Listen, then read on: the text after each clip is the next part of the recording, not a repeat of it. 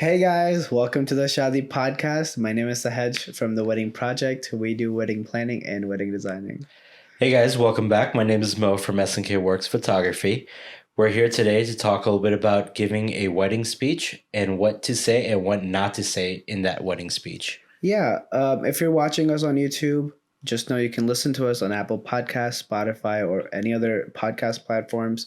Vice versa, if you're listening to us in your car, podcast, Spotify, you can watch us on YouTube.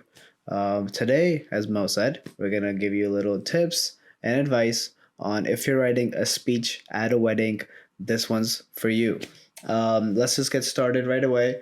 Let's go 100%. with what not to say and what not to write in your speech at a wedding.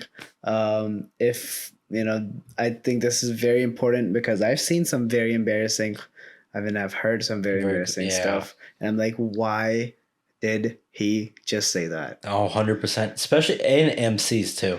I've had a couple of MCs say some really Like embarrassing. family friends who are MCs. Yes. Yeah. Yeah, like say some really embarrassing stuff like, hey, why would you announce that, Yeah, at for someone's wedding? seriously, if you 100%, we already did. If you need a professional MC episode, go watch that on if you need an MC or not.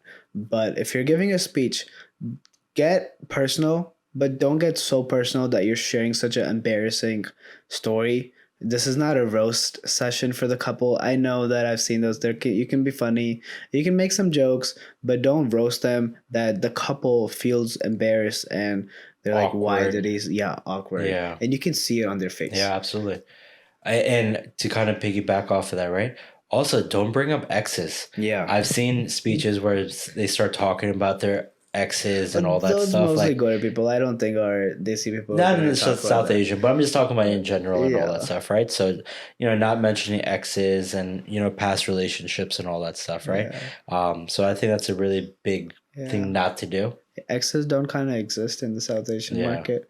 Yeah, You're we're all, single and then you're everyone's married. arranged marriage here and all that stuff, right? Yeah, We right. first met everyone, no exes, no Yeah, baggage right. or anything like that. But yeah, getting back to the topic, don't roast them. You can share some funny stories, but don't say something that will make the couple feel awkward. Absolutely. Same thing, avoid negativity and avoid the past. Like Mo said, you want to share exes, but you also don't want to share something that was like so long ago and that will make a couple feel like weird. If the bride doesn't know that about the groom and it's a negative thing, don't don't I don't make think this the wedding days if they to find that out, right? exactly. Like, That's what I was trying to say. You want to show, you don't want to say it on the wedding day, and the bride again, you can see it on their faces, yep, as the third person.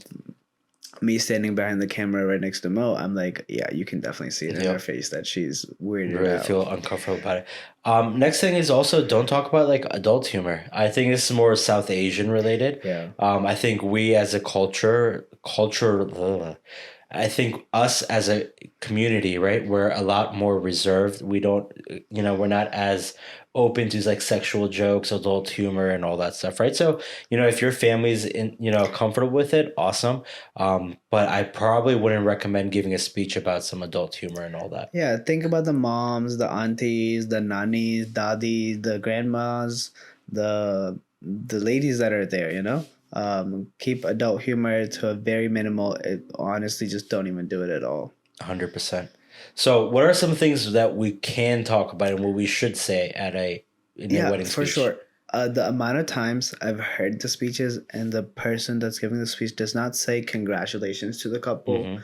This is such a simple thing, but I think we really need to put it out there. The first thing you should do is congratulate the couple, right? Say congratulations to the newlyweds or the new Mr. and Mrs. That's how you should have a good standing starting line, and that really helps a lot with getting attention, and the couple will feel nice. Also, you should say something about the other person.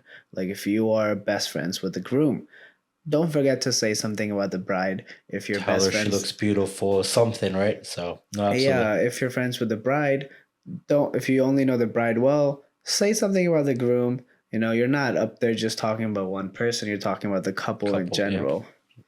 No, absolutely. And another a very common thing is also thank the guest, thank the couple for having you guys, thank the family and all that stuff, right? A lot of people travel from far away. Make sure to incorporate those people into your speeches as well. Yeah, you can share a personal story.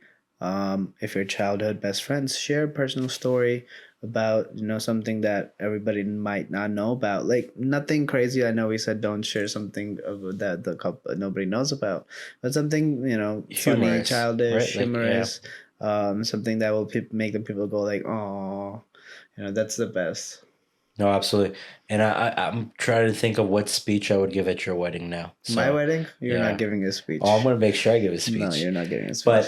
But what about length of the speech? Oh my God, this is such a good question. Very important because, especially if you have multiple weddings, multiple speeches, do Multiple not go weddings. over.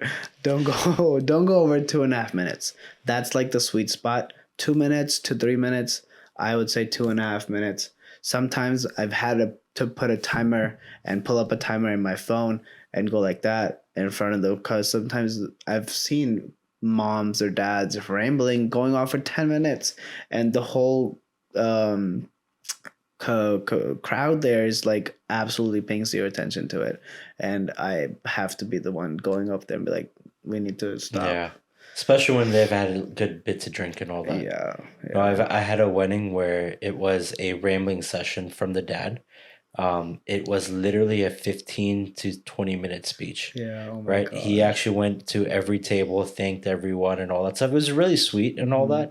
that. But it was a huge time, like it was, people stopped listening after a little bit and all that stuff. 100%. So they started proceeding doing their own things and all, right? If the person's talking up there, we want to make sure that we're giving them undivided attention and all that. So Yeah, keep it short, keep it sweet, keep it to the point.